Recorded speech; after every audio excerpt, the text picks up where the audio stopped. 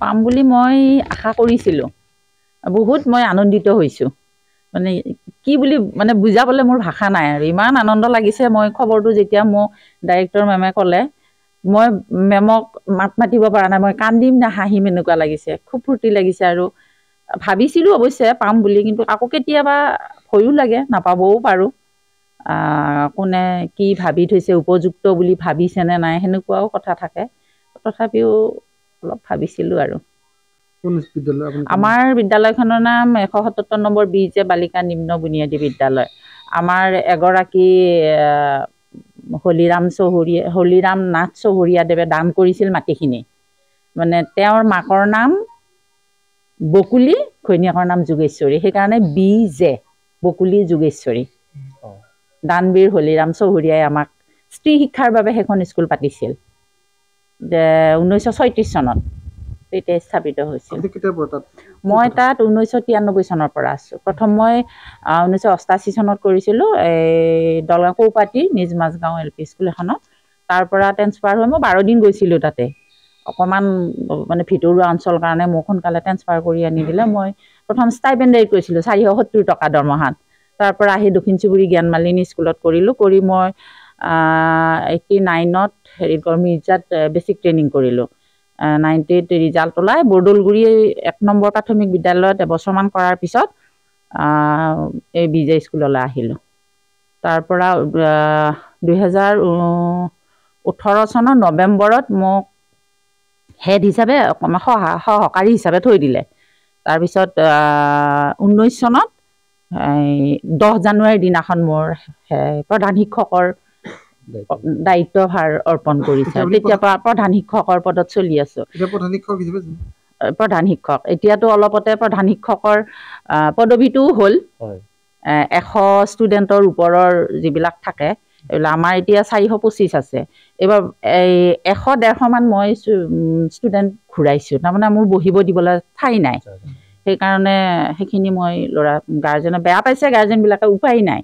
এতিয়াও মানে ইমান অকণমান ৰুমত আপোনালোক যদি যায় কেতিয়াবা দেখিব, অকণমান ৰুমত ল'ৰা ছোৱালী বহুত কষ্ট হয়।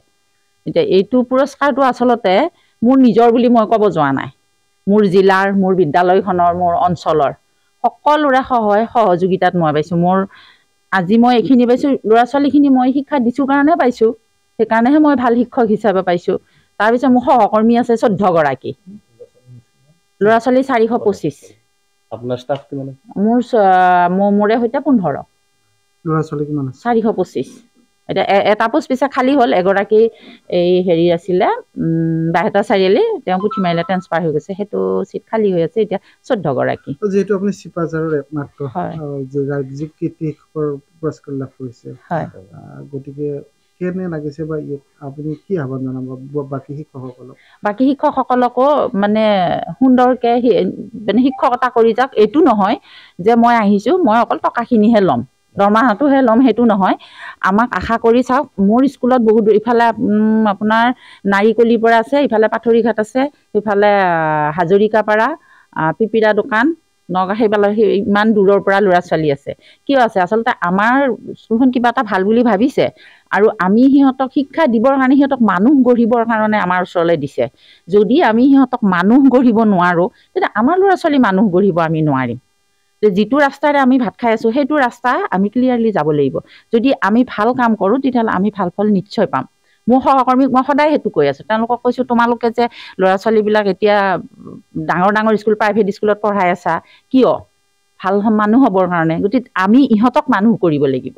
সেইকাৰণে মই সকলোকে কৈছোঁ, অকল মোৰ সহকৰ্মীখিনিয়ে নহয়, যিমান শিক্ষক আছে সকলোৱে ভালদৰে শিক্ষাদান দি যাওক, সকলো ভাল কাম কৰক, তেতিয়া নিশ্চয় এই ৰাজ্যিকৰ বঁটা নহয়, নেশ্যনেল এৱাৰ্ডো পাব। আপুনি পাম বুলি আশা কৰিছিল নে নাই? পাম বুলি মই আজি কিছুদিনৰ পৰা আশা কৰিছিলোঁ। কাৰণ মোক মানে কি মানুহবিলাকে যেনেকৈ কয় আপুনি ইমান ধুনীয়াকৈ চলাইছে বুলি, কাৰণ মোৰ 26 চনৰ মাৰ্চত মোৰ ৰিটায়াৰ্ড হ'ব। এতিয়া মোক প্ৰায় গাৰ্জেনবিলাকে কয়, বাইদেউ প্ৰথম শ্ৰেণীত থকাখিনিয়ে কয়, বাইদেউ আমাৰ দেখোন ল'ৰা ছোৱালী তৃতীয় শ্ৰেণীহে পাব।